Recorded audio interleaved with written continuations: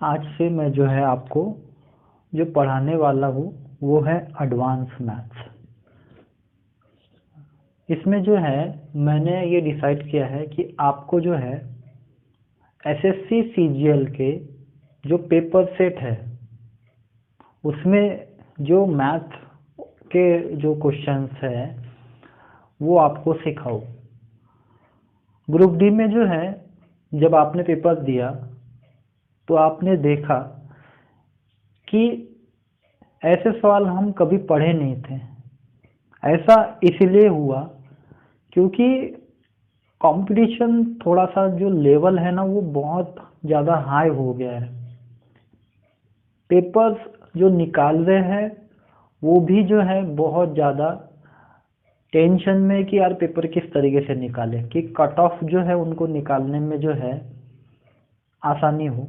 तो इसीलिए वो क्या कर रहे हैं कि जो भी मतलब के पेपर सेट है, अभी आप अगर एसएससी सीजीएल का पेपर सेट देखोगे जो अभी मैं पढ़ाने वाला हूँ तो शायद आप देखोगे कि हाँ ऐसे ही सवाल पेपर में आपको आ रहे हैं, क्योंकि वो इतने सारे पेपर निकाल रहे हैं तो वो कहाँ से निकालेंगे। तो वो शायद जो है हम ये भी मतलब के लॉजिक बोल सकते हैं कि शायद वो ऐसा भी कर रहे हो सकते हैं। तो चलो ठीक है, अभी जो है हम सवालों पे आते हैं और अगर आप इस सवालों को जो है पढ़ोगे तो मैं इतना बोल सकता हूँ कि आपको ग्रुप डी का पेपर जो है बहुत ज़्यादा आसान लगने लगेगा। तो चलिए सवालों पे आते हैं। पहला सवाल, ए और बी मिलकर एक काम को 6 दिन में पूरा कर सकते हैं। ए अकेले उसे 9 दिन में पूरा कर सकता है। बी अकेले उस काम को कितने दिन में कर सकेगा। तो क्वेश्चन वाइज जो है क्या बोला है, ए और बी। देखो और का मतलब होता है प्लस, ठीक है, याद रखना। 6 दिन में काम को पूरा कर रहे हैं और ए अकेला जो है इस काम को 9 दिन में पूरा कर रहा है और आपको पूछा है बी के बारे में। तो हमको ये सवाल आता है, बहुत से लोगों को आता है, इजी है। इसमें सिर्फ क्या करना है, जब भी आपको प्लस वाला दिया होता है तो देखो अब जैसे कि इसमें से अगर बी माइनस कर देंगे तो सॉरी ए माइनस कर देंगे, ए माइनस करेंगे तो बी की वैल्यू पता चलेंगी, है ना। तो इसीलिए हम यहाँ पर क्या करेंगे, इसमें से ए को निकालने के लिए माइनस करेंगे। तो आपका फॉर्मूला आपको पता है, ऊपर गुना नीचे घटाना, ठीक है। तो ऊपर गुना नीचे घटाना, घटाना क्यों है आपको ये यहाँ से समझ में आ गया, क्योंकि जब ए माइनस करेंगे तभी तो मतलब कि बी की वैल्यू पता चलेंगी। गुना किसका करेंगे, तो इन दोनों का।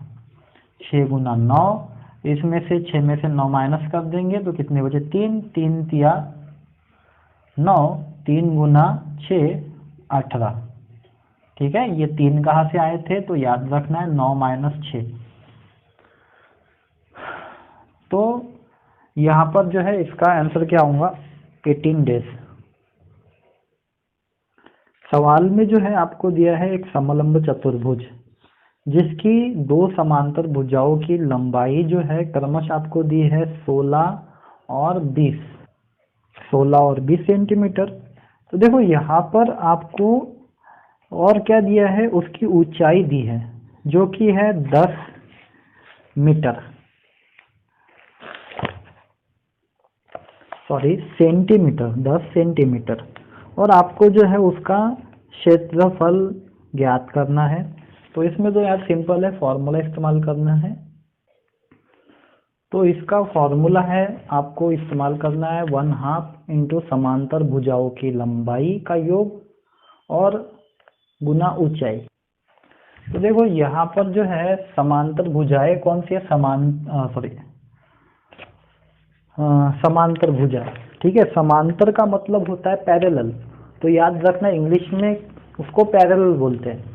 तो पैरेलल यानी कि जो है एक दूसरे को कट नहीं कर सकती, ठीक है।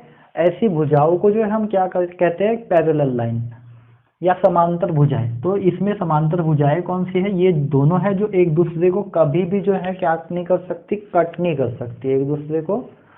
तो यहाँ पर इनका योग करना पड़ेगा, 16 प्लस 20 इंटू और ऊंचाई दिया है 10, इसको तो आप आराम से सॉल्व कर सकते हो। 1/2 ये हो गए 36 इंटू 10 ये हो गए 18, 18 गुना 10 180 सेंटीमीटर स्क्वायर।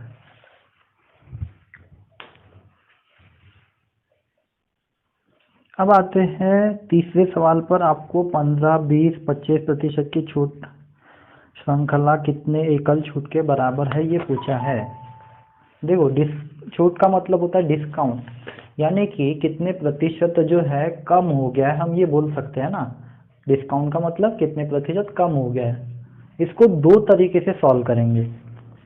देखो आपको दोनों तरीकों का जो है इस्तेमाल करना आना चाहिए, क्योंकि दोनों तरीके जो है बहुत ज़्यादा मुश्किल नहीं है, थोड़ा सा सेकंड का समय लेंगे। तो चलो सवालों पे आते हैं। तो जैसे कि उसने बोला कि अगर 15%, 20% और 25%, 15%, 20 और 25% का वो डिस्काउंट दे रहा है। तो जब भी ऐसा सवाल आता है ना डिस्काउंट का, तो पहले तो क्या मान लेना, उस प्राइस को आपको कंसिडर कर लेना है 100 रुपीज़ मान लेते हैं ना। ये पहली वाली मेथड जो मैं कभी कभी इस्तेमाल करता हूँ। कभी कभी ये भी बहुत इफेक्टिव साबित होती है, कभी कभी ये बहुत ज़्यादा लेंदी साबित होती है, तो इसको कभी कभी इस्तेमाल करना जो है बेकार होता है। लेकिन इसमें जो है ये मेथड फ़ायदेमंद है। देखो कैसे, मान लेते हैं उसकी प्राइस 100 रुपये है। अब देखो आपको क्या बोला है, उसने अभी 15% कम कर दिया है। अब 100 रुपये थे, 15% कम कर लिया, तो मान लेते हैं ना कि पहले वो 100 रुपये थी, यानी कि 100% थी, 15% कम कर दिया, तो अब ये कितनी होगी घट के, डिस्काउंट देने के बाद में 85% होगी। 85% का मतलब क्या होता है, परसेंट का मतलब होता है 85 डिवाइडेड बाय 100 है ना। 85% का मतलब होगा 85 डिवाइडेड बाय 100। उसके बाद में अब बोला है कि 20% का डिस्काउंट दे रहा है फिर से, तो अब उसकी कीमत कितनी रह गई है। तो हम बोल सकते हैं कि यार पहले फिर से 100 थी, हम हमारे लिए डिस्काउंट देने के बाद में अब भी 100 है, ठीक है, ऐसा मान के चलते हैं। तो अभी कितनी होगी, 80% होगी, क्योंकि 20 कम कर दिया उसने। तो अब वो रहेगी है 80%। फिर से परसेंट का मतलब डिवाइड बाय 100। अब फिर से उसने क्या किया यार, उसने फिर से सोचा कि यार चलो तुम्हारे लिए ये भी मान लेते कि 100 रुपये के बराबर है, 100% के बराबर है, चलो इसमें भी तुमको 25% का डिस्काउंट दे देता हूँ। तो 25% फिर कम कर दिया, यानी कि अब उसकी कीमत कितनी हो गई है, 75%।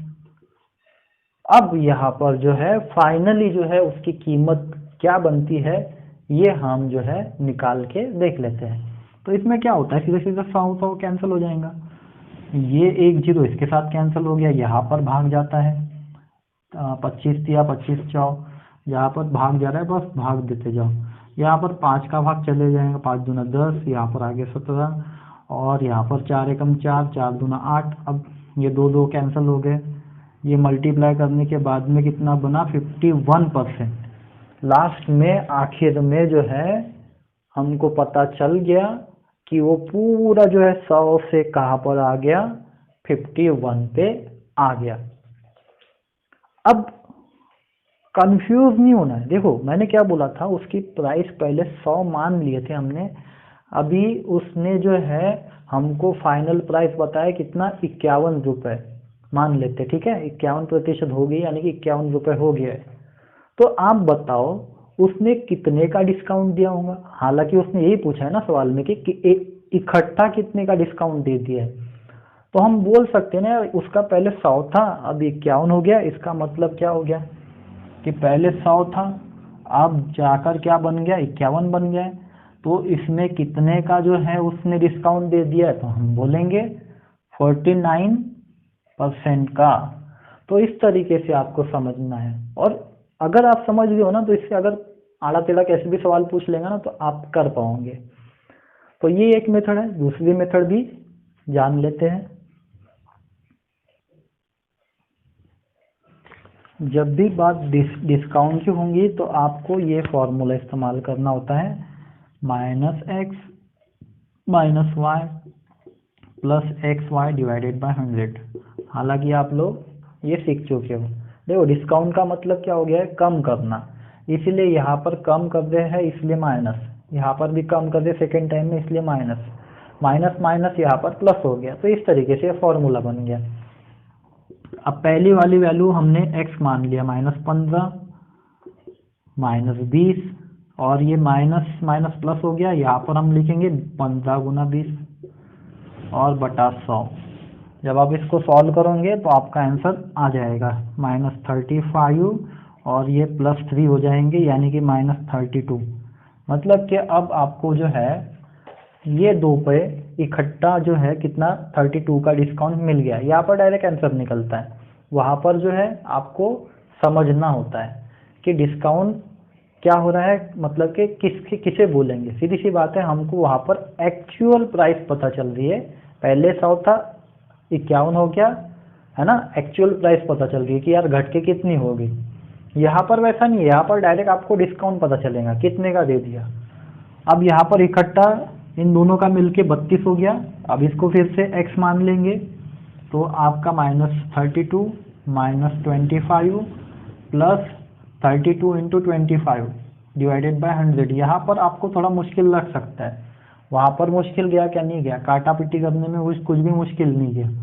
4 एकम 4, 4 आठ 32, और अब इसको प्लस करेंगे तो ये कितने हो जाएंगे 7, और ये हो गए 5 -57 प्लस 8। अब सीधी सी बात है, ये भी माइनस हो जाएगा तो -49। देखो हमारा वो भी आंसर 49 आया था, ये भी आया था। माइनस का मतलब हो गया डिस्काउंट, यानी कि कम हुआ। अब आते हैं चौथे सवाल पर। 490 रुपये को जो है बी सी के बीच में बांटा गया है। ए का हिस्सा जो है बी के हिस्से से आधे है और सी के हिस्से से 3 गुना है, ऐसा आपको बोला गया है। मतलब कि ए का जो हिस्सा है उसके बारे में आपको जानकारी दी गई है कि वो आधा किसके बराबर है, बी के, और सी के कितना है 3 गुना है। बात तो एक ही हो रही है ना, इसके 3 गुना है।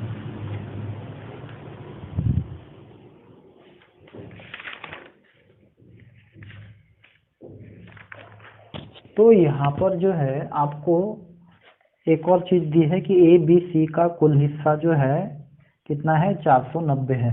ऐसा सवाल आप लोग पढ़ भी चुके हो। हमको बस क्या करना होता है, ए प्लस बी प्लस सी ये है 490, इनका कुल हिस्सा मिला दिया जाए तो तीनों का।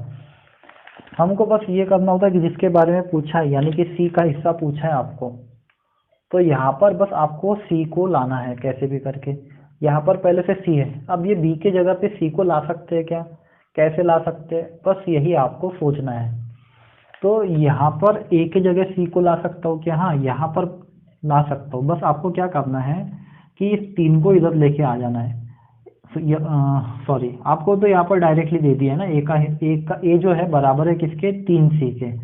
तो यहाँ पर जो है हम 3c को रख देते हैं ए के जगह पे। हमको यहाँ पर ए नहीं चाहिए, हमको कौन चाहिए, सी चाहिए। तो यहाँ पर सी के जगह पे कितने, सॉरी ए के जगह पे कितने सी लाने पड़ेंगे, 3c, है ना।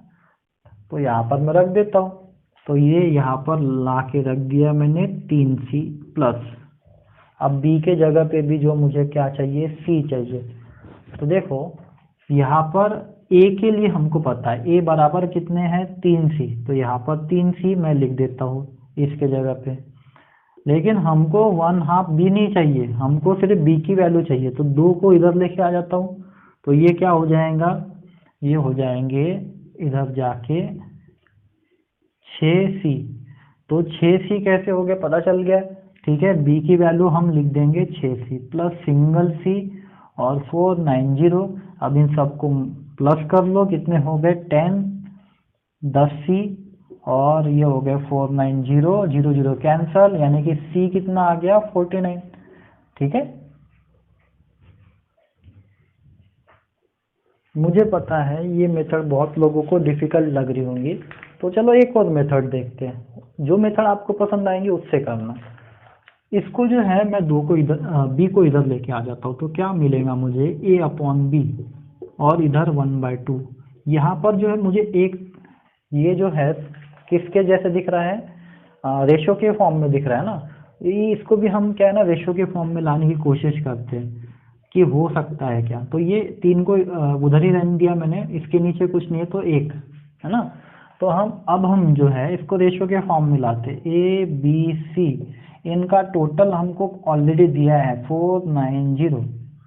अब ये प्रोपोर्शन में नहीं है तीनों, इसको प्रोपोर्शन में भी लाना पड़ेगा आपको। 1:2 बी का रेशो, ए बी का, और ए और सी का रेशो दिया है। अब जब आप इसको देखोगे तो ए को जो है 2 बार दिख रहा है, तो आप एक काम करो, सी को क्या है ना जो आपको ज़्यादा दिख रहा है, मतलब कि जैसे कि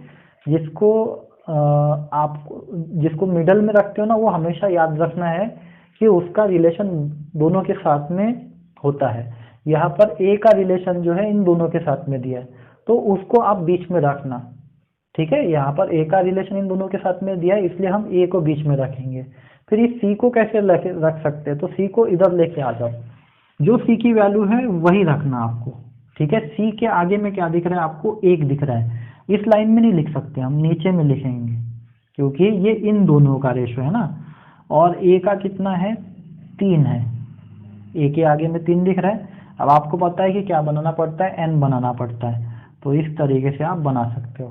तो ये हो जाएंगे 1 गुना 1, 3 एकम 3, और ये हो जाएंगे 6। अब इसका रेशो हो गया 1 3 6। अब आपको किसकी वैल्यू पूछा था, 1 यूनिट की, तो 1 यूनिट की वैल्यू निकालना है तो बहुत आसान होता है। इस सी को मिटा देता हूँ। बस क्या करना होता है, इनको सबको एडिशन करके डिवाइड कर देना होता है। ये हो गए कितने, 10। यहाँ पर टोटल रेशो 10 है, ये 0 कैंसिल कर देंगे तो यहाँ पर ऑलरेडी 1 आ जाएगा। तो 1 यूनिट किसके बराबर है, 49 के। और 1 के बारे में पूछा था, यानी कि सी के बारे में, तो सी की वैल्यू कितनी हो जाएंगी, 49। और अगर आपको यहाँ पर ए के बारे में पूछा होता तो आप क्या करते हैं, 3 यूनिट से इसको मल्टीप्लाई करते, क्योंकि ये 1 की वैल्यू है तो 3 से गुना करते। और अगर बी के बारे में पूछता तो 6 से गुना करते, क्योंकि ये 1 की वैल्यू है। हमको चाहिए किसकी, फिर अगर 6 की चाहिए तो 6 से गुना करेंगे। तो इसीलिए क्या है ना, मैं हमेशा इस मेथड को जो है इस मेथड से सॉल्व करता हूँ। तो मैंने आपको क्या है ना ज़्यादातर इसी मेथड से पढ़ाया है। अच्छी बात होंगी अगर आप इसको सॉल्व कर पा रहे हो तो। अब 5वां सवाल जो है क्या बोला है, एक विक्रेता है जो कि 6% हानि पर बेच रहा है। यदि उसने 64 रुपये अधिक में बेचा होता तो उसे 10% का लाभ होता। देखो यहाँ पर आपको 2 की बिक्री मूल्य दिया, एक जो कि हानि पे बेच रहा है ना। 2 तरह के बिक्री मूल्य हमको दिख रहे हैं। एक में हानि हो रही है, जब हानि होती है तो हम 100 के नीचे जाते हैं, तो यानी कि हम बोल सकते हैं 6% अगर हानि हुई है तो उसने बेचा कितने में है, 94% में। एक में उसको लाभ हो रहा है 10% का, तो लाभ हो रहा है यानी कि बेचा कितने में है, 110% में। इन दोनों के बीच का जो है उसने बोला है अंतर। देखो आपको क्या बोला है ना, अगर इससे वो जो है 64 रुपये अधिक पर बेचता, यानी कि इससे 110 पर बेचता, 94 से अगर 110 पे बेचता तो उसको जो है 64 रुपये का क्या होता, लाभ होता। ये हमको जो दिया है ये लाभ, ये किसके बीच का फर्क बता रहा है, इन दोनों के बीच का। तो इन दोनों के बीच का आपको परसेंटेज का फर्क यहाँ पर लिखना है, ये इसके यूनिट के बराबर हो जाएगा। तो 110 में से 94 माइनस कर दो, कितने दिखेंगे यहाँ पर, 16। कितने आ जाएंगे, 16। अब इनके बीच का अंतर है 16, इनके बीच का जो भी अंतर है वो है 64। अब यहाँ पर जो है आपको जिसके बारे में पूछा है आप उसके बारे में निकाल सकते हो। आपको अगर कीमत पूछा है तो वो तो 100% होती है। तो आप पहले क्या करेंगे, 1 यूनिट की वैल्यू निकालेंगे, 16 1 जा 16 और 16 4 जा 64। अब आपको 1 की वैल्यू पता है 4 है, तो यहाँ पर कितने दिख रहे हैं, 1 पे 2 जीरो दिख रहे, तो यहाँ पर भी 4 पे 2 जीरो लगा देते, हो गया सिंपल। तो ये हो जाएंगे 100 के लिए 400।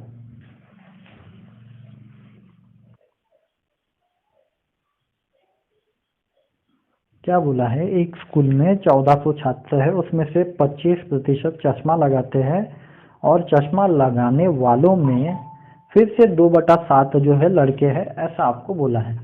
तो ठीक है, देखो पहली चीज आपको बोला है कि 1400 जो लड़के हैं,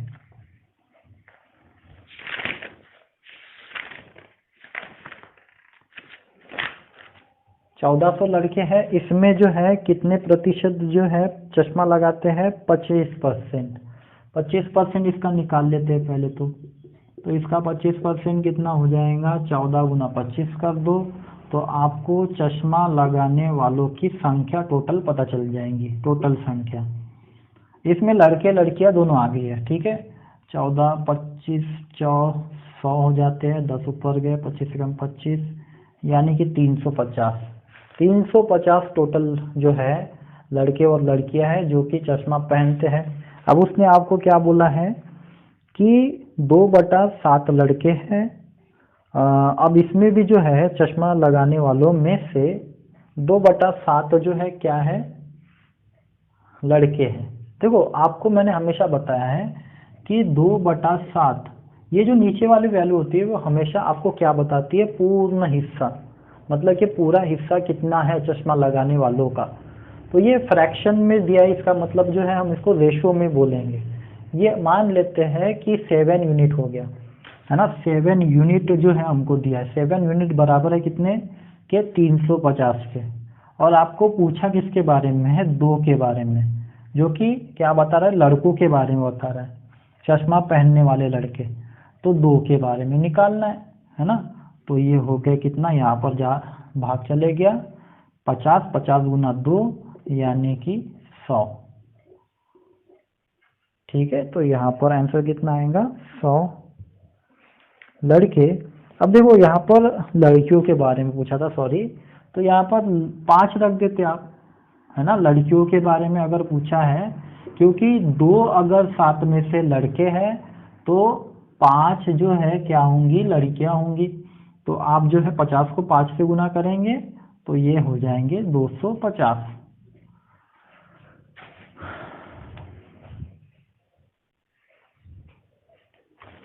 7 नंबर का सवाल, एक आदमी धारा की प्रतिकूल दिशा में 12 किलोमीटर प्रति घंटा और अनुकूल दिशा में 18 किलोमीटर प्रति घंटा की गति से नौका चला रहा है। स्थिर जल में उसकी नौका चलाने की गति कितनी होगी? सबसे पहले स्थिर जल में जब भी आपको पूछा जाता है तो देखो आपको याद रखना है हमेशा, वो नाव जो है धारा में चल रही है ना। तो आपको यहाँ पर जो है दो चीजें, 2 गतियों के बारे में हमेशा आपको दिया रहेगा। एक तो धारा की गति और एक रहेंगी नौका की गति, ठीक है।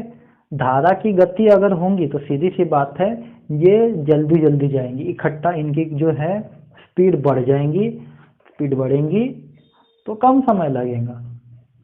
और अगर मान लो मुझे कोई रोक रहा है आगे जाने के लिए, आगे जाने के लिए मतलब कि अगर कोई मुझे इधर धक्का दे रहा है तो मैं क्या लगाऊंगा? समय लगाऊंगा ना आगे जाने के लिए, है ना। तो ये 2 कंडीशन हमेशा दी होती है आपको। एक तो कोई आपको खींच रहा है, आगे लेके जा रहा है, तो आप जो है क्या कर रहे हैं? जल्दी पहुंच गए, है ना। और एक कंडीशन दी रहती है कि आपको कोई रोक रहा है जिसकी वजह से आप लेट हो गए। और तीसरी सिचुएशन रहती है इसमें कि इसमें क्या है ना, कोई होता ही नहीं है, मतलब कि ना तो कोई आपको आगे खींचने वाला है ना ही कोई आपको रोकने वाला है। तो इस कंडीशन को हम बोलेंगे स्थिर जल में, है ना। इसमें कौन जीरो हो गया है बस ये समझना है। इसमें वो जीरो हो गया जो कि हमको आगे खींच रहा था या रोकने का काम कर रहा था, वो थी धारा। तो ये याद रखना है कि धारा की गति इसमें जीरो रहेंगी, तभी जो है हम ये बोल सकते हैं कि नाव प्लस जो है धारा बनकर जो है हमारी पूरी गति बन रही है, कुल गति, है ना। यहाँ पर जब धारा की गति जीरो हो जाती है तो हम सिर्फ ये बोल सकते हैं कि स्थिर जल में जो है नाव की गति क्या रहेंगी? हमेशा धारा की गति को जीरो मान लेना है, यानी कि ये आपकी स्थिर गति हो जाएंगी। स्थिर जल में, सॉरी, स्थिर जल में नाव की गति, ठीक है। तो जब भी आपको स्थिर जल में नाव की गति पूछा तो इसका मतलब आपको क्या निकालना रहेगा? सिर्फ नाव की गति निकालना रहेगा। बस मैं ये कहना चाहता हूँ, ठीक है।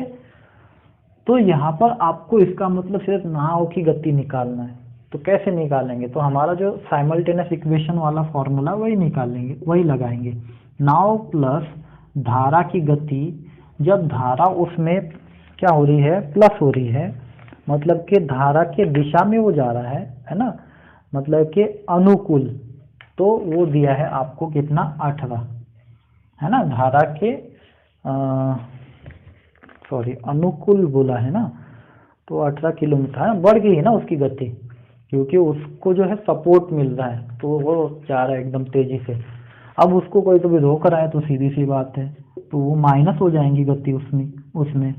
तो नाव की गति माइनस होगी, नाव की गति कम कौन कर रहा है, धारा, और इसके वजह से उसकी गति कितनी होगी है, टोटल 12 किलोमीटर प्रति घंटा।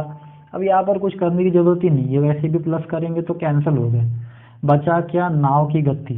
यहाँ पर इसको मान लेते हैं x, नाव को, है ना, 2x हो गया, और ये कितने हो गए प्लस करने पे 30, 2 से इसको डिवाइड कर दिया तो x इक्वल टू कितना आ गया, यानी कि नाव की गति हमको यहाँ से पता चल गई है कितनी है, 15। तो उसने ऑप्शन में देखे रखा था 15, तो हम ये बोल सकते थे, यहाँ पर अब नाव की गति रख देंगे, धारा को 0 बना देंगे, क्योंकि धारा तो अभी कोई काम ही नहीं कर रही है यहाँ पर, है ना रोकने का काम कर रही है, ना आगे लेके जाने का काम कर रही है। तो हमारी स्थिर जल में नाव की गति क्या हो जाएंगी, 15 किलोमीटर प्रति घंटा, जो कि नाव की ही गति है। ये आपको सवाल दिया है अभी 8 नंबर का। तो देखो, पहली चीज तो इसमें कोई फॉर्मूला बनता नहीं है, क्योंकि यहाँ पर 3 लगा है, और ये कोई प्रिंट मिस्टेक भी नहीं है, कभी कभी इसका सॉल्यूशन आपको यहीं से फाइंड हो सकता है। देखते हैं कैसे। एक चीज यहाँ पर दोनों के पास में है स्क्वायर, इनको जो है इकट्ठा ले लेते हैं, ऐसा कर सकते हैं ना, a प्लस बी और a माइनस बी, इकट्ठा इनको स्क्वायर कर लिया, 25/4, ये उधर जाके स्क्वायर रूट हो जाएगा, वर्गमूल हो जाएगा, तो क्या हो जाएगा इसका वर्गमूल, 25 और 4 का 5 और 2। तो यहाँ से a प्लस बी और a माइनस बी की जो है वैल्यू आपको पता चल गई कितनी है, 5/2। जब आप इसको क्रॉस मल्टीप्लाई करोगे तो आपको आंसर मिल जाएगा, या रेशो मिलेगा। देखते क्या मिलता है, 2 इधर आगे, इन दोनों को मल्टीप्लाई कर दिया, 2a प्लस 2b, ये 5 के तरफ चले गए, तो ये 5 टाइम हो गए, 5a हो गए, ये -5 भी हो गए, है ना, 5 टाइम हो गई ये।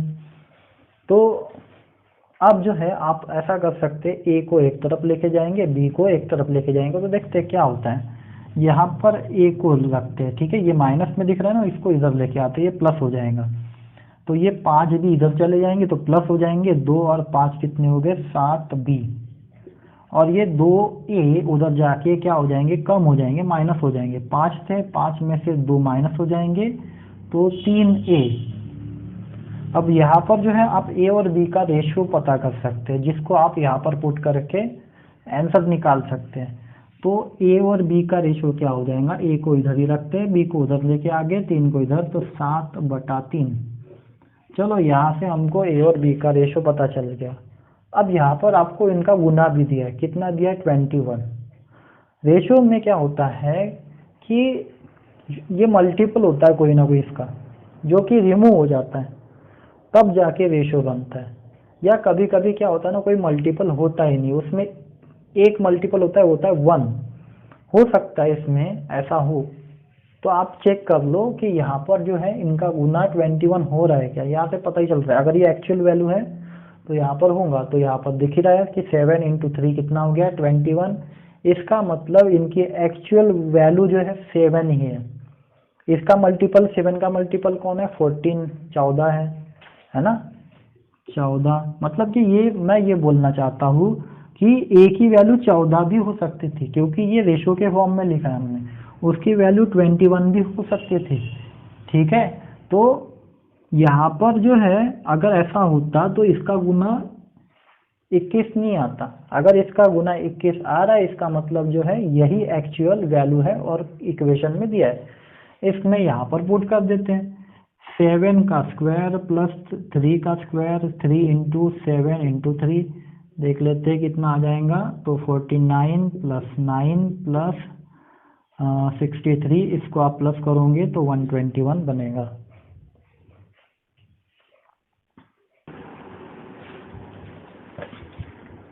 अब आते हैं 9 नंबर के सवाल पर। d⁻s प्लस टी, और यहाँ पर डिवाइड दिया था d⁻s ब्रैकेट, उसके बाद में फिर डिवाइड दिया है d⁻t।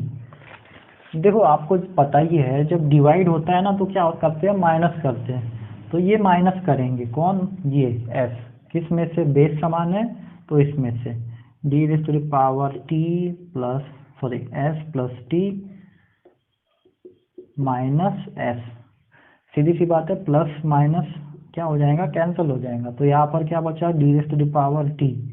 अब इसका सॉल्यूशन आपको यहाँ पर मिला, लेकिन यहाँ पर बाहर में क्या था, और बाहर में तो और था डिवाइड बाय d⁻t। तो ये भी यहाँ पर क्या करेंगे, फिर से डिवाइड में है ना, तो माइनस करेंगे क्योंकि बेस भी समान है। तो t माइनस टी क्या हो जाएगा, d⁻0। और किसी भी संख्या का पावर अगर 0 होता है तो उसकी वैल्यू क्या होती है, 1 होती है। तो इसका आंसर क्या होगा, 1। या फिर यहाँ पर ऐसा भी आप लिख सकते थे d⁻t, ये कैंसिल हो जाते तो वैसे भी 1 होता था, है ना।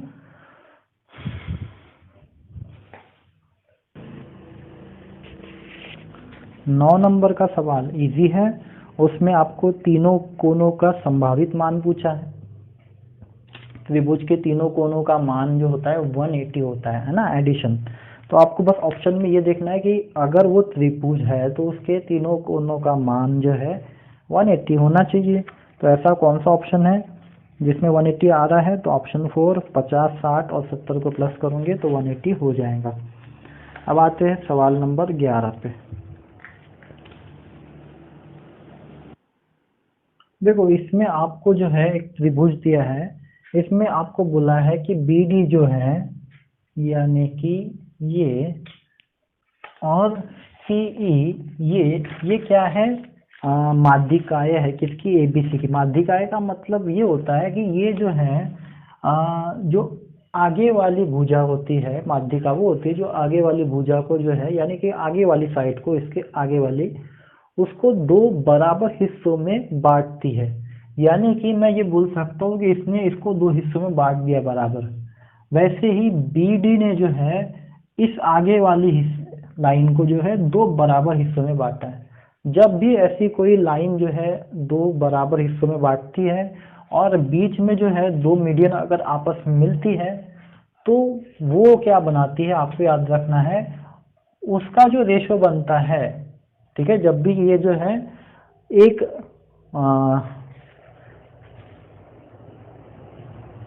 हम बोल सकते हैं केंद्रक, हाँ ठीक है। क्या होता है कि प्रॉब्लम होता है इंग्लिश में और हिंदी में, ठीक है। तो सेंटर में जब आकर ये मिलती है यानी कि केंद्रक में, तो याद रखना है ये जो है उस मीडियन या फिर उस माध्यिका को जो है एक रेशो में बांटती है। किस रेशो में बांटती है, तो याद रखना है 2:1 के रेशो में बांट देती है। तो इसको हम 2 तरीके से करेंगे। पहला है रेशो वाली मेथड, तो यानी कि ये जो माध्यिका है ये 2 हिस्सों में बंटती है। जो आपको बड़ी लिखेंगी वो है रहेंगी 2, और जो आपको छोटी दिखेगी वो रहेंगी 1, है ना, इस तरीके से। तो आप इसको ये भी बोल सकते हैं टोटल होगी 3, ऐसा भी बोल सकते हैं। यहाँ पर जो है आपको और क्या दिया है कि EO जो है ये दिया है 7 सेंटीमीटर। आपको CE की वैल्यू पूछा है पूरा टोटल। तो जब आपको जो है यहाँ पर ये पता चल गया है कि ये अगर 2 के रेशो में है, ये अगर 1 के रेशो में है, तो इससे आप आंसर निकाल सकते हो। तो EO इसका रेशो हम मान लेते हैं 1, क्योंकि ये छोटी लाइन हो गई है ना, और ये बड़ी लाइन होगी कौन सी, OC, है ना, OC ये होगी 2:1 के इसमें रहता है, हमेशा याद रखना है। मैंने बड़ी लाइन को इधर लिख दिया जबकि इधर लिखना था। CO इसको मैं 2 मानूंगा, 2:1।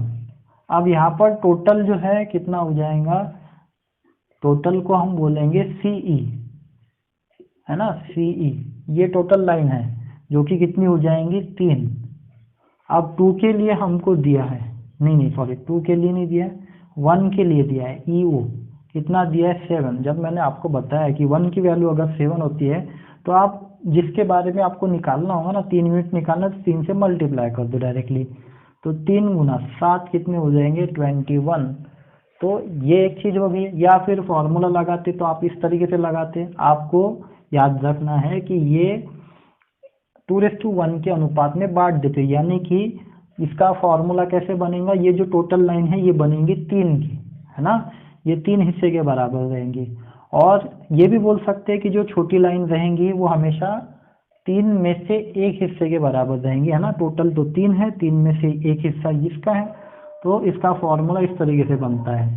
EO जो है ये कितने के बराबर है, 1/3 ऑफ किसका, EC, ठीक है, या CE, ये बोल सकते हैं। और उसने CE के बारे में पूछा था, तो हमने क्या किया, इसकी वैल्यू दी थी 7, 1/3, 3 इधर आ गए तो क्या हो गए 21। ये किसकी वैल्यू होगी, CE की।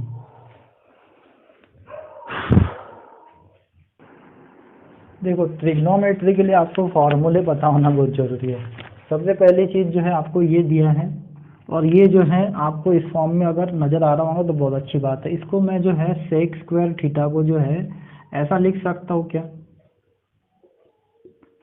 सेक स्क्वायर थीटा का square minus tan square theta का होल स्क्वायर, है ना, मैंने बांट दिया। ये जो है इस फॉर्म में आ गया अभी, a माइनस बी, है ना, a का स्क्वायर b का square, a square minus B square. जब ऐसा आता है तो हम क्या करते हैं, a minus B first bracket, a plus B second bracket. तो इसको जो है हम इस फॉर्म में लिख सकते हैं, है ना। तो यहाँ पर क्या होता है देखते हैं। जब मैं इसको इस फॉर्म में लिख रहा हूँ तो sec square theta minus tan square theta और sec square theta plus tan square theta. अब देखो याद रखना ये फॉर्मूला है, sec square theta minus tan square theta हमेशा क्या होता है 1 होता है, ठीक है। तो ये हो गया 1, ये फॉर्मूला ही है। और इसकी वैल्यू तो यहाँ पर ऑलरेडी दिया था √3, तो इसका आंसर कितना आएगा √3, हो गया।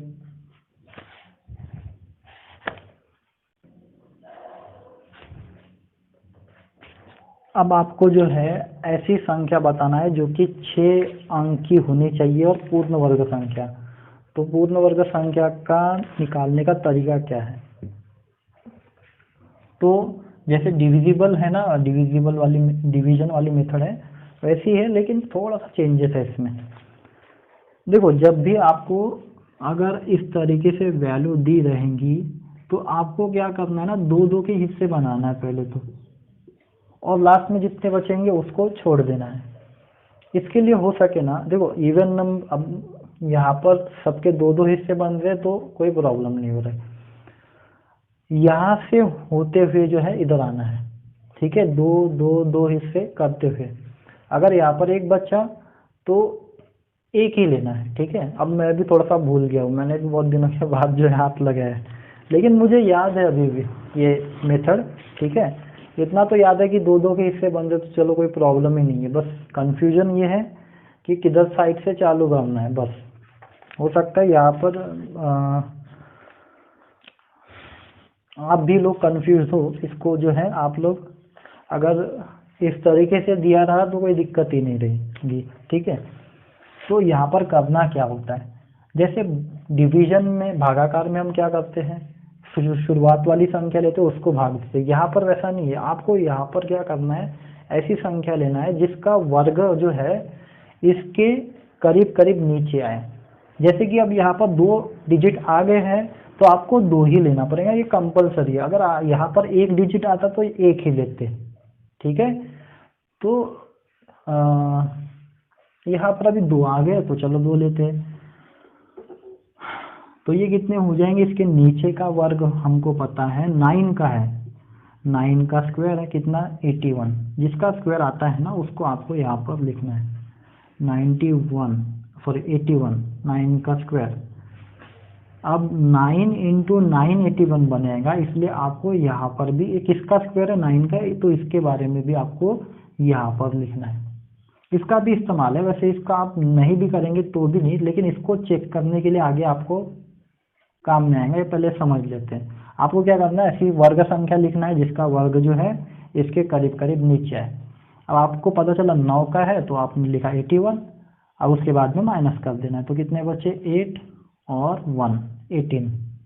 अब आपको एक और चीज करना होता है नीचे आने के पहले, ठीक है, यही 9 जो है आपको फिर से इसमें प्लस करना होता है, मतलब कि जिसका वर्ग आपने लिए है 9 लिए थे आपने, इसलिए यहाँ पर 9 प्लस करेंगे तो ये कितने हो गए 18 हो गए। अब आपको फिर से जो है क्या करना होता है कि जैसे डिवाइड में हम करते हैं वैल्यू को नीचे लेके आते हैं, यहाँ पर आपको याद रखना है जिसके ऊपर में बार लगाए तो वो पूरी इकट्ठा नीचे आएंगी 99। अब आपको फिर से जो ऐसी संख्या ढूंढना है जिसको जो है यहाँ पर लगाएंगे तो उसका गुना जो है इसके करीब करीब आए। तो मैं ये तो बोल सकता हूँ यार 18 है, इसको अगर 10 से गुना करूंगा तो ये कम से कम जो है 1800 बनेंगे, तो 10 से तो मैं नहीं कर सकता, ये आपको याद रखना है। 1 से लेकर 9 तक ही डिजिट जो है आप यहाँ पर रखेंगे और उसी से आपको मल्टीप्लाई करना है। जैसे कि मैंने यहाँ पर किया था 9 लिया था तो 9 से मल्टीप्लाई किया था, तो फिर से मैं अपनी लिमिट जो है 10 के ऊपर तो नहीं जा सकता, कम से कम 9 तक जा सकता हूँ, तो मैं यहाँ पर 9 लूँगा और यहाँ पर भी 9 लूँगा। और आपको क्या करना होता है फिर इससे इसको मल्टीप्लाई करना होता है, जैसे कि इसको फिर से वापस इससे मल्टीप्लाई करेंगे, लेकिन अब ये टोटल जो है 189 बन गए रखने के बाद में, ठीक है, इस तरीके से आपको याद रखना है। तो इसको मल्टीप्लाई करते हैं 9 9 81, 8 बचे 9 8 72 80, 8 बचे 9 एकम 9 17, ठीक है।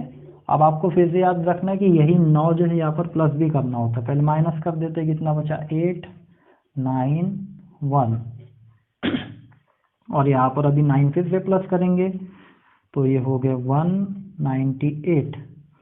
अब देखो आपको फिर से यहाँ पर क्या करना है, जो लास्ट में बचा उसको पूरा इकट्ठा नीचे लेकर आना है, फिर से नीचे लेकर आ गए 99।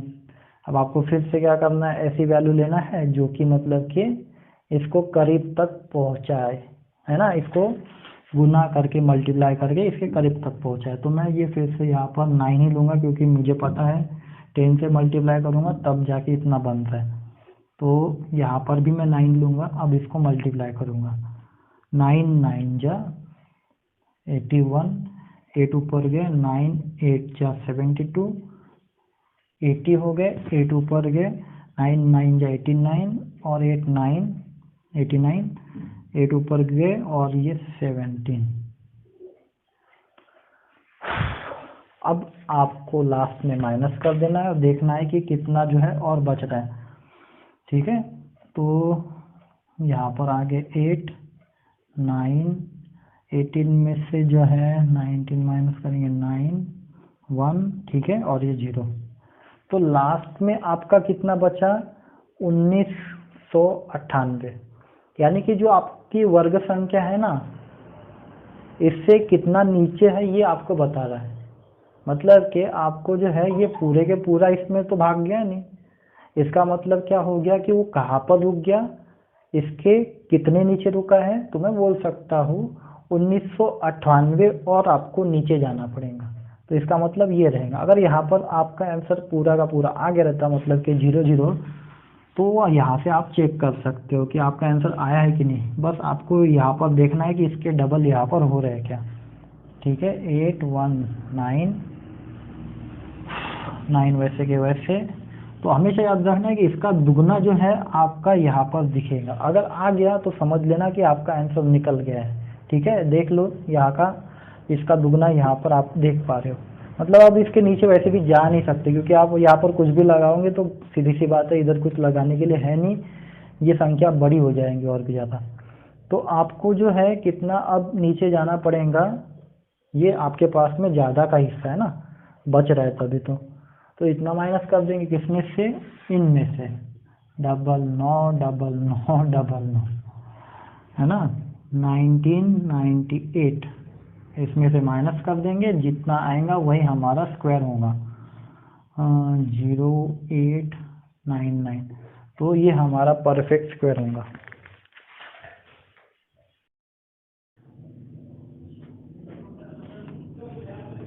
देखो अभी आपको 14 नंबर का सवाल में 50 लड़कों की एक कक्षा में 30 लड़कों की औसत लंबाई दी है, और यदि शेष लड़कों की औसत लंबाई 165 हो तो पूरी कक्षा की औसत लंबाई कितनी होगी, इस तरीके से सवाल दिया है।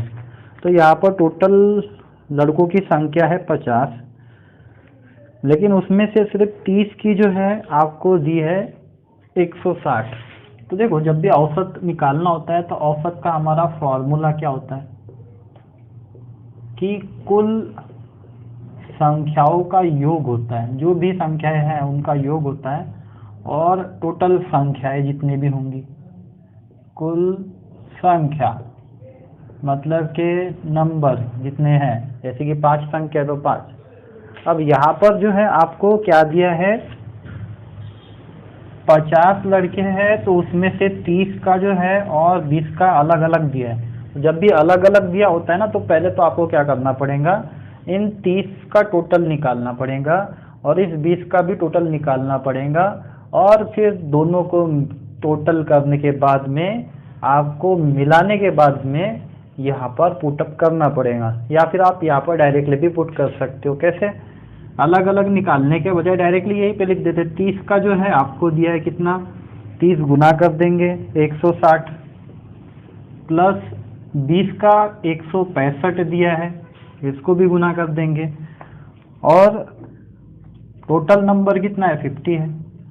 अब यहाँ पर जो है इसको अगर गुना करने जाएंगे बहुत क्या हो जाएगा, बड़ा हो जाएगा, तो इसमें जो कैंसिल हो सकता है उसको बाहर निकाल लो या कॉमन निकाल लो।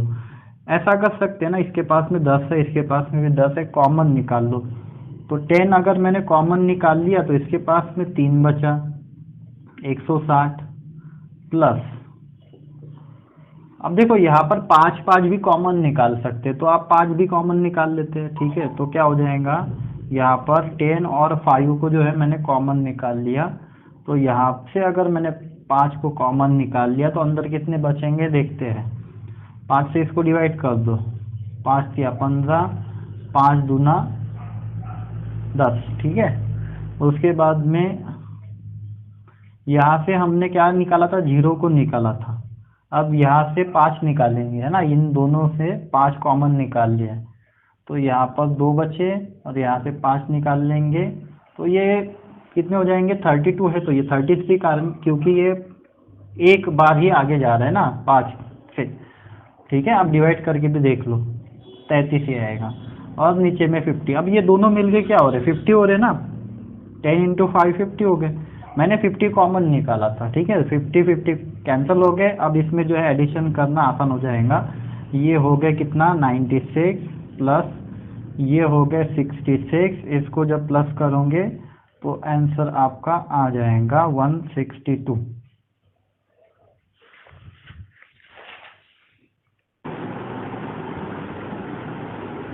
इसके बाद में जो है आपको 15 नंबर का सवाल दिया है। ये आपको सवाल दिया है, अगर आपको ये निकालना है तो इसका फॉर्मूला क्या होता है आपको बताइए, A square plus B square plus 2ab, ऐसा एक फॉर्मूला होता है यहाँ पर इसका। यहाँ पर ए स्क्वायर बी स्क्वायर हम कहाँ से निकाल सकते हैं क्या, पहले ये भी देखना होगा। ठीक है, और वो वैल्यू जो है हम यहाँ पर पुटअप करके जो है निकाल सकते हैं। देखो यहाँ पर जो है कंफ्यूजन इसलिए हो रहा है क्योंकि यहाँ पर आपको प्लस के बारे में दिया नहीं है, यहाँ पर आपको माइनस के बारे में दिया है। ओहो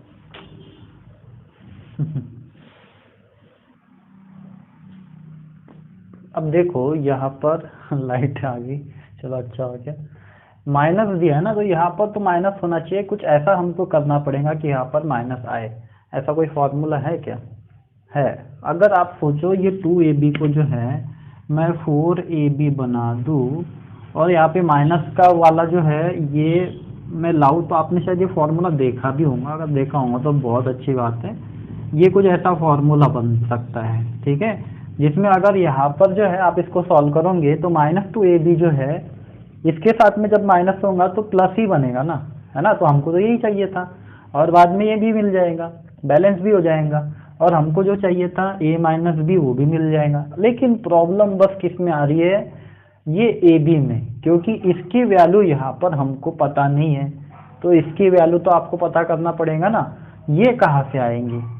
अब यहाँ पर ये क्यों दिया है, ये भी थोड़ा सा सोचना पड़ेगा आपको, कुछ ना कुछ तो इसका काम होना ही चाहिए। तो यहाँ पर चलो इसको सिंप्लीफाई करके देखते हैं कि क्या मिलता है। तो ए क्यूब माइनस बी क्यूब का फॉर्मूला क्या है कि a cube minus B cube और माइनस 3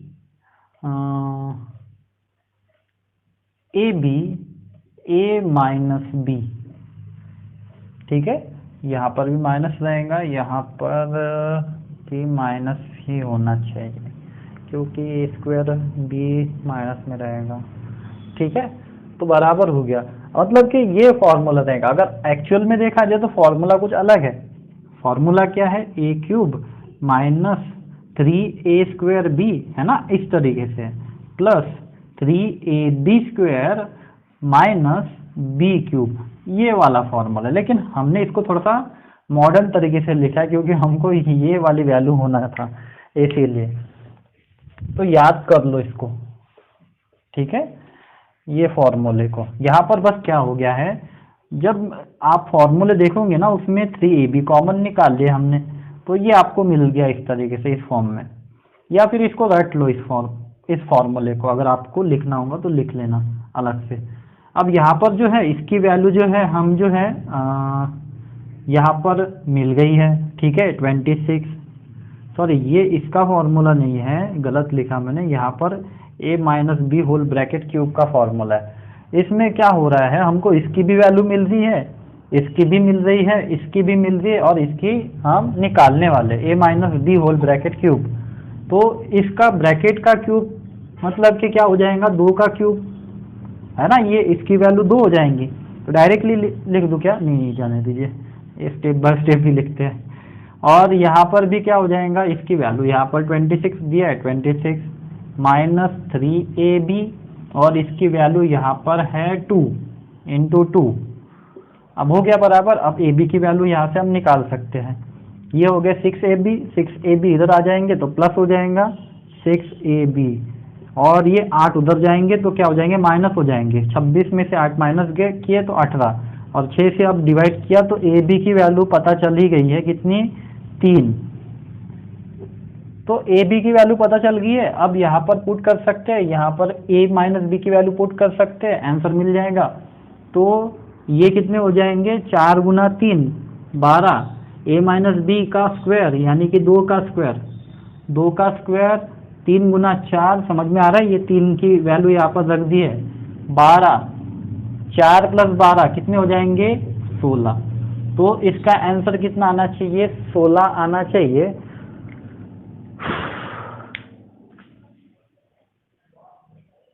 आपको जो है इस तरीके से सवाल दिया है x plus y plus z equal to 9, और उसके बाद में ये दिया है, तो क्या करते हैं ना, इसको क्यूब के फॉर्म में जब आपको इसको दिख रहा है ना, तो इसको सॉल्व करना इम्पॉसिबल है, बहुत आपका टाइम वेस्ट होगा, इतना टाइम वेस्ट नहीं करना है। क्या कर सकते हैं, जब भी आपको इस तरीके के फॉर्म में दिखेगा ना, तो ये फॉर्मूला याद रखना है आपको कि A plus B plus C equal to यदि 0 होता है तो ए cube plus B cube plus C cube minus 3ab जो है ये क्या हो जाएगा, 0 हो जाएगा।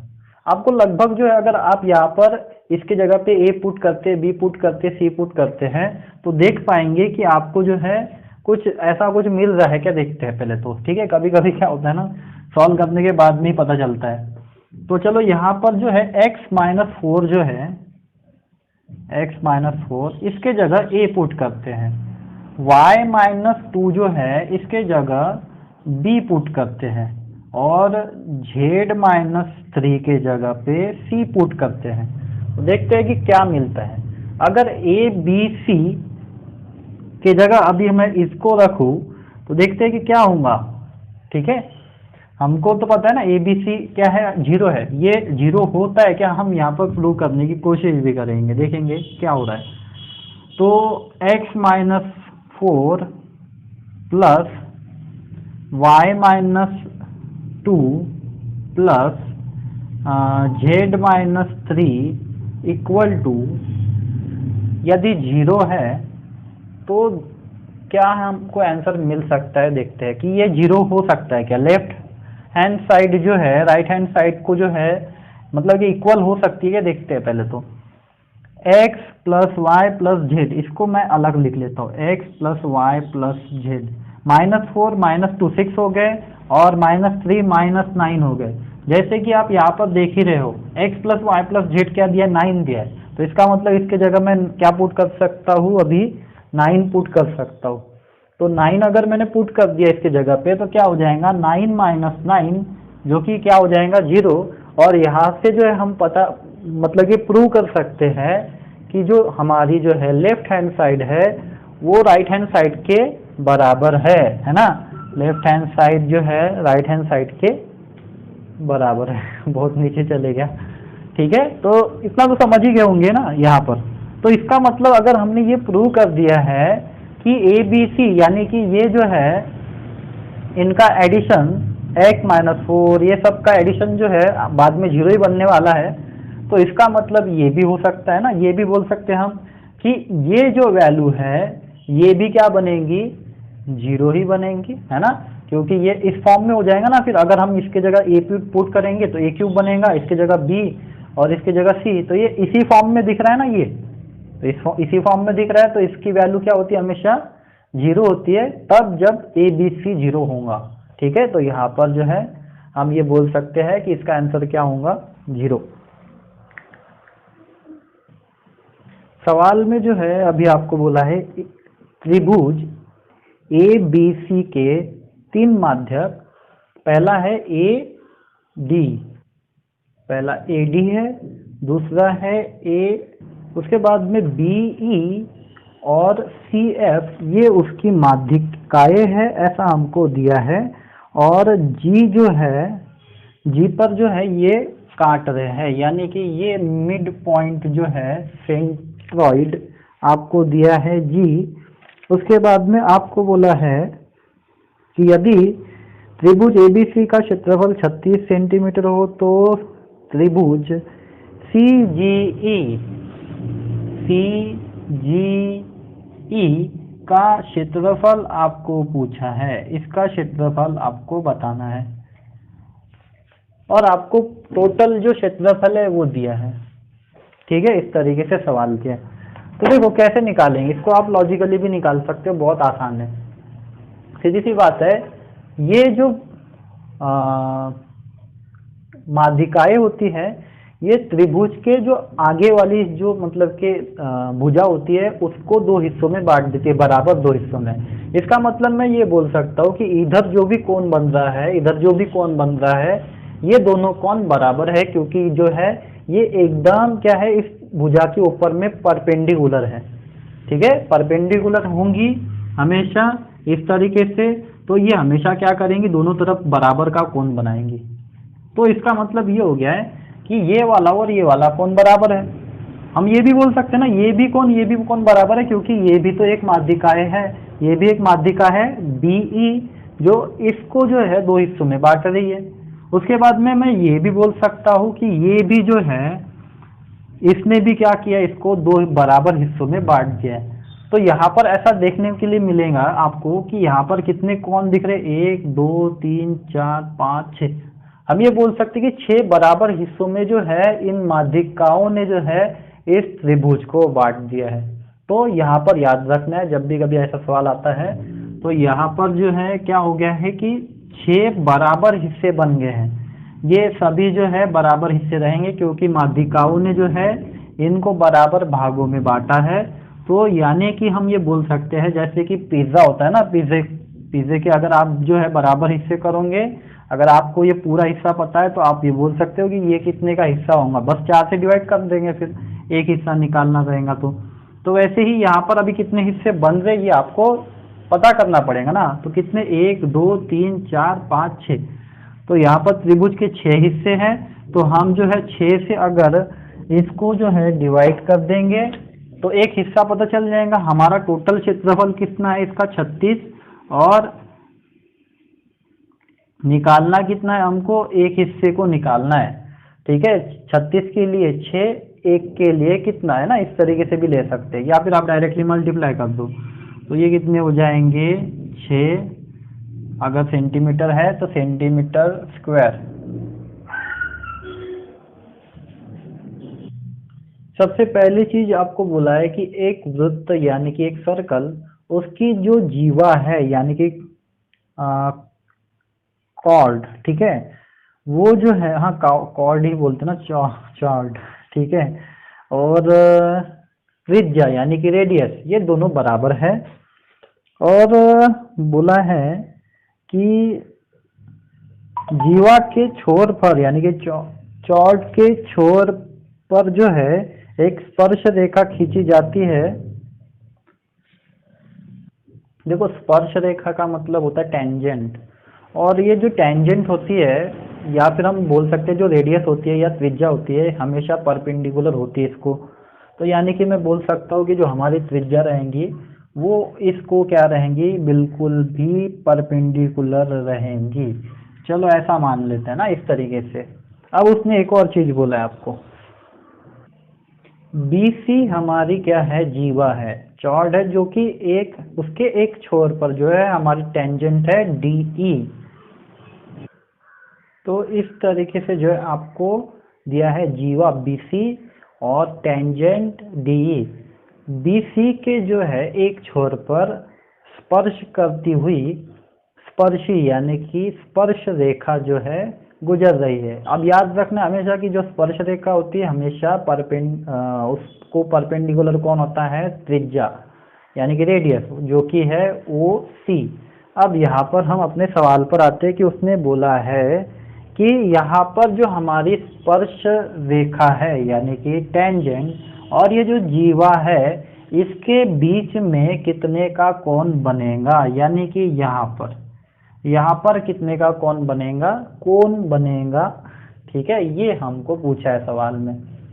अब हम ये बोल सकते हैं ना कि त्रिकोण B C D, angle B C D, ये हमको निकालना है।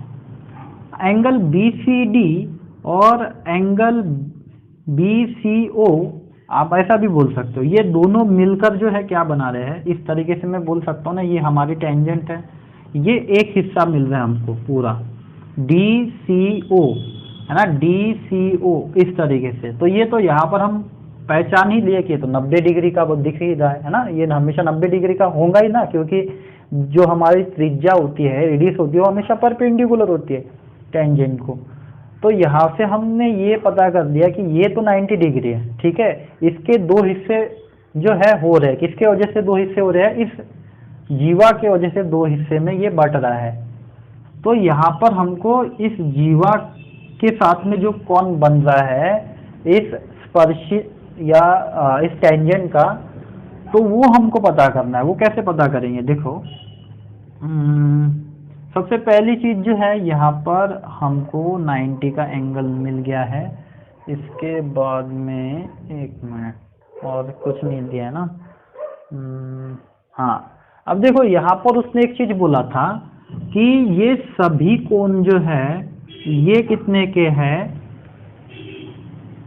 सॉरी, ये सभी भुजाएं जो है समान है। जब सभी भुजाएं समान होती है ना, तो सभी कोण भी जो है समान रहेंगे, ये आपको याद रखना है। ठीक है, साइड प्रॉपर्टी कुछ है ज्योमेट्री में। ठीक है, तो ये तीनों भुजाएं अगर समान है तो देखो तीनों कोण के कोणों का जो है योग कितना होता है, 180। तो सीधी सी बात है, उसके भी 3 हिस्से हो जाएंगे। तो हर कोण कितने का होगा? 60 60 60। हमको वैसे भी इसके बारे में पता करना था, ये कितने का है, क्योंकि ये दोनों मिलकर जो है कितने के बन रहे हैं? 90 डिग्री के, है ना।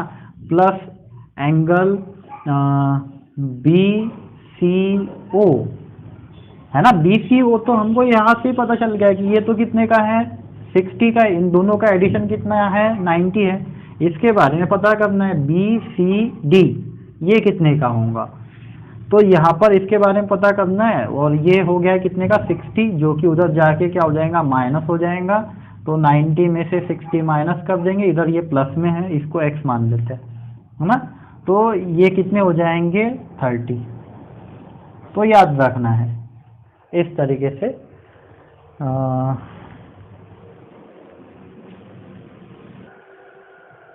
इस तरीके से आपको सवाल दिया है अभी 19 नंबर का। तो यहाँ पर आपको ये दिया है sine theta, pi sine theta की वैल्यू और पाई कॉस थीटा की वैल्यू, और आपको यहाँ पर tan दिख रहा है। तो tan कब बनता है? सीधी सी बात है, आपको पता है साइन अपॉन कॉस मिलकर tan बनता है। देखते हैं कि क्या मिलता है हमको। अगर मैं यहाँ पर इस तरीके से लिखूँ पाई साइन थीटा, इसको इससे डिवाइड करूँ तो tan मिल जाएगा ना, पाई कॉस थीटा, और ये पाई भी कैंसिल हो जाएगा, 1 डिवाइडेड बाय 1, इसकी भी वैल्यू पुट कर देते हैं। अब ये साइन थीटा कॉस थीटा क्या बनता है? tan theta. तो tan थीटा इक्वल टू क्या आ गया? 1। अब देखो tan थीटा इक्वल टू अगर 1 है तो एंगल ये थीटा का मतलब कि कितना होगा मान, ये हम यहाँ से निकाल सकते हैं। बस इसको उधर लेके जाएंगे तो क्या हो जाएगा? tan inverse 1।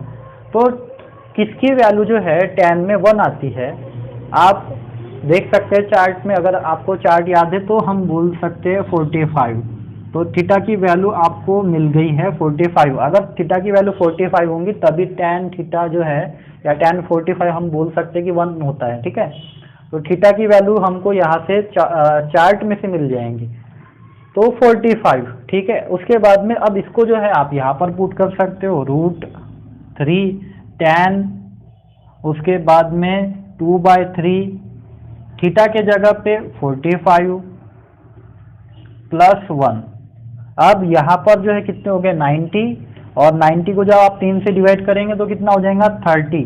√3 tan 30 plus 1, tan 30 कितना होता है? 1/√3। तो इसको मैं ये बोल सकता हूँ √3 इंटू 1/√3 प्लस 1। √3 कैंसिल हो जाएगा, यहाँ पर क्या बचेंगे? 1 प्लस 1 यानी कि 2।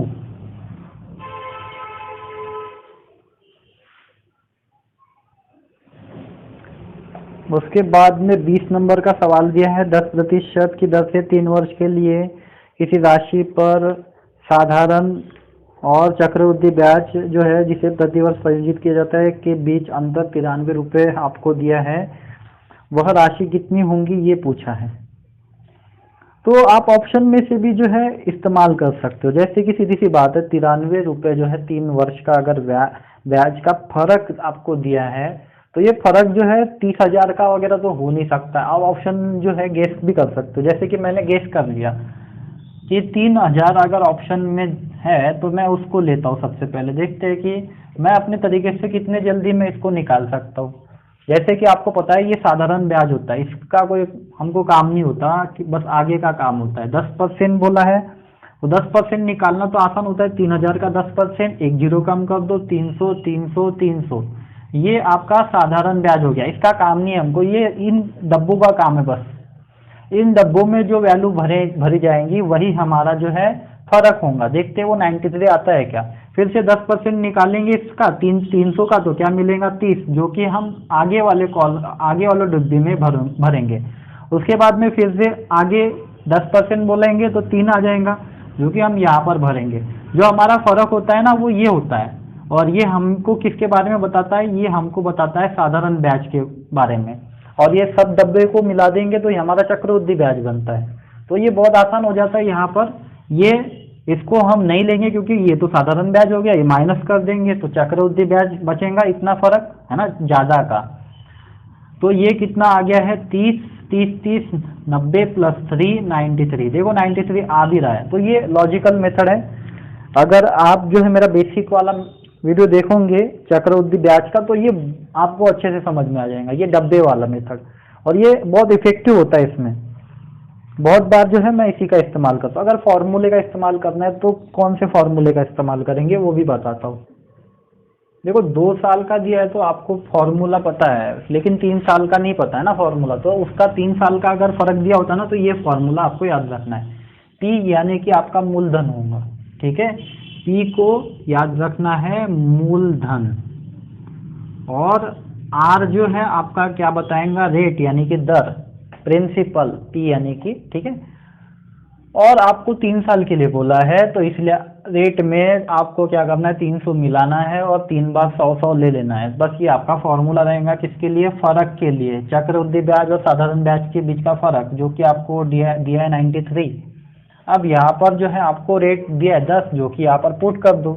आपको क्या पूछा है उसने, वो राशि के बारे में पूछा है ना, मतलब कि मूलधन के बारे में पूछा है, तो पी की वैल्यू रख देते हैं। सॉरी, ऑप्शन में जो है आपको 3030 दिया था मेरे ख्याल से, नहीं नहीं नहीं नहीं, राशि पूछा है ना, क्या पूछा है, कितनी राशि में है, मतलब मूलधन पूछा है, सॉरी, ठीक है। तो मूलधन तो हमारा 3000 ही होंगे। तो मूलधन पूछा है तो कैसे निकालेंगे। अब देखो यहाँ पर पी जो है हमको निकालना है, इसको पी को हम वैसे ही रखेंगे, आर का स्क्वायर यानी कि कितना हो जाएगा, 100 हो जाएगा, 10 का स्क्वायर। और यहाँ पर 10 लिखेंगे तो ये कितने हो जाएंगे, 310 हो जाएंगे।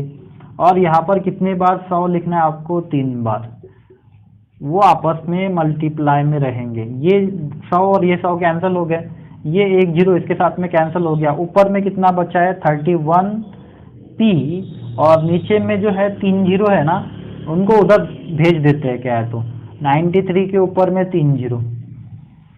और ये 31 देखेंगे, इसको डिवाइड हो रहा है पूरी तरह से, 31 3 जो है 93 होता है, यानी कि यहाँ पर कितना आ गया, 3000। तो उसने प्रिंसिपल पूछा था यानी कि मूलधन पूछा था, तो ये हमारा 3000 रहेगा। तो ये फॉर्मूला याद रखो। और 2 साल का भी फॉर्मूला जो है आपको पता ही होगा, 100 का स्क्वायर बटा दर का स्क्वायर है ना, यानी कि आर का square, 100 upon r whole bracket square, ऐसा भी आप लिख सकते हो, है ना। फर्क कुछ ऐसा फॉर्मूला है उसका, एक मिनट। हाँ, मतलब मूलधन का फॉर्मूला है, मूलधन आपको निकालना है 2 साल का, ठीक है। तो यहाँ पर आपको क्या करना पड़ता है, फर्क से गुना करना पड़ता है। 2 साल का है तो 2 साल का तो सिंपल है, आप पढ़ भी चुके हो, लेकिन 3 साल का थोड़ा मुश्किल है ना, 3 साल का हमेशा पूछा जाता है। तो ये दोनों फॉर्मूले याद रखो, ठीक है। कि अगर आपको 2 साल का पूछा तो 100 का स्क्वायर और दर का स्क्वायर यानी कि रेट का स्क्वायर इंटू फर्क, बस हो गया। आते हैं 21 नंबर के सवाल पर।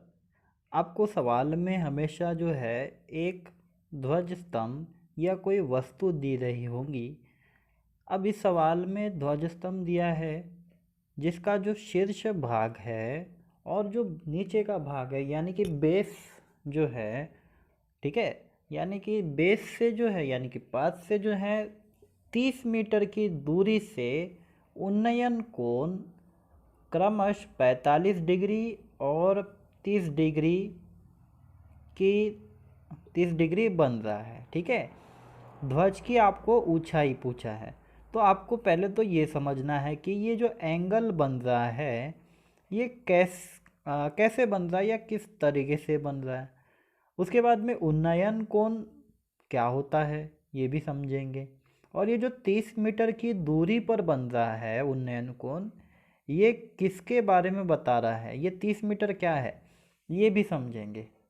तो देखो यहाँ पर आपको बोला गया है कि जैसे कि मान लेते हैं कोई इंसान है जो कि एक वस्तु को देख रहा है, या फिर अब इस सवाल में तो आपको एक ध्वज दिया है, ठीक है, ध्वज स्तंभ दिया है जिसकी ओर ये देख रहा है।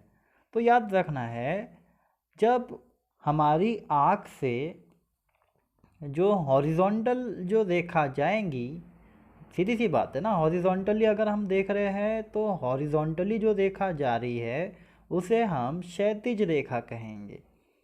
और एक दृष्टि रेखा जिसे हम कहेंगे कि यदि हम ऊपर की ओर देख रहे हैं, ठीक है, तो वहाँ से भी एक जो है सीधी रेखा जाएंगी आँख से, तो उसे हम क्षैतिज रेखा कहेंगे। जो हमारा टारगेट है, जैसे कि हमारा टारगेट इसमें क्या है, ऊपरी हिस्सा ध्वज है ना, तो जो कि किस में लगा हुआ है, एक स्तंभ पर, एक स्तंभ के साथ में जुड़ा हुआ है ना, इस तरीके से। तो इनके बीच में जो कोण बन रहा है उसे हम उन्नयन कोण कहते हैं। अब आपको सवाल में जो है ये जो उन्नयन कोण दिया है देखो, आपको ये समझना है ध्वज का जो ऊपरी हिस्सा है उसके साथ में जो कोण बन रहा है ये है 45 डिग्री, और ध्वज का जो नीचे नीचे वाला हिस्सा हो गया है ना, उसके साथ में जो कोण बन रहा है क्षैतिज रेखा के साथ में, तो वो है 30 डिग्री। ये आपको सवाल में बोला है। अब आपको सवाल समझ में आ गया है कि 45 डिग्री और 30 डिग्री क्या बता रहा है, किसके बारे में बता रहा है। अब आपको सवाल में पूछा क्या है ये भी समझते हैं। तो सवाल में आपको ध्वज की ऊंचाई पूछा है। ये जो हमारा भारत का तिरंगा है ये हमारा क्या है, ध्वज है। आपको इसकी ऊंचाई पूछा है, ठीक है, तो इसकी ऊंचाई मान लेते x है। अब आपके पास में और आपको क्या दिया है, देखो आपको उसने बोला है कि ये जो उन्नयन कोण है ये कितने दूरी पर बन रहा है, ये आपको दिया है। तो ये बन रहा है 30 मीटर की दूरी पर, यानी कि हम ये मान लेते हैं कि जो हमारा प्रेक्षक है ये 30 मीटर की दूरी पर खड़ा है। तो ये कौन बता रहा है 30 मीटर की दूरी, हमारी क्षैतिज रेखा है ना, हमारी क्षैतिज रेखा बता रही है, तो हम मान लेते हैं 30 मीटर। अब हमको जो है ये जो आगे में दिख रहा है ध्वज स्तंभ नीचे से ऊपर तक, ये हमारा जो है क्या है, हाइट है, हमारी ऊंचाई है मान लेते हैं। तो इसी से जो है आपको जो है ध्वज के नीचे जो स्तंभ दिख रहा है, दिखाई दे रहा है, उसको हमने h माइनस एक्स मान लिया। सीधी सी बात है ना कि h में से अगर ध्वज का हिस्सा निकाल देंगे तो आपको जो नीचे वाला स्तंभ दिख रहा है लोहे का, उसका भी आपको जो है क्या मिल जाएगा, परिणाम मिल जाएगा, वो भी आप आंकड़े में बता पाएंगे। अब इस तरीके से पहले तो आपको जो है एडजस्टमेंट सब कर देना है। अब आते हैं अपने सॉल्यूशन पर। अब देखो आपको सबसे पहली चीज़ पता करनी है हाइट, जो कि आप तभी फाइंड कर सकते हैं जब आप कौन सा फॉर्मूला लगाएंगे, tan 45 डिग्री। अगर आपका ट्रिग्नोमेट्री अच्छा है, थोड़ा सा बेसिक नॉलेज आपको है, तो आपको पता है कि अपोजिट अपॉन एडजेसेंट जो है क्या होता है, tan होता है। अपोजिट में जो दिख रहा है, देखो एंगल के अपोजिट यानी कि उन्नयन कोण के अपोजिट की जो भुजा है वो आपको कौन सी दी है, ए बी, और जो एडजेसेंट यानी कि जिसके साथ में कोण के साथ में जुड़ी जो रेखा है वो है बी सी।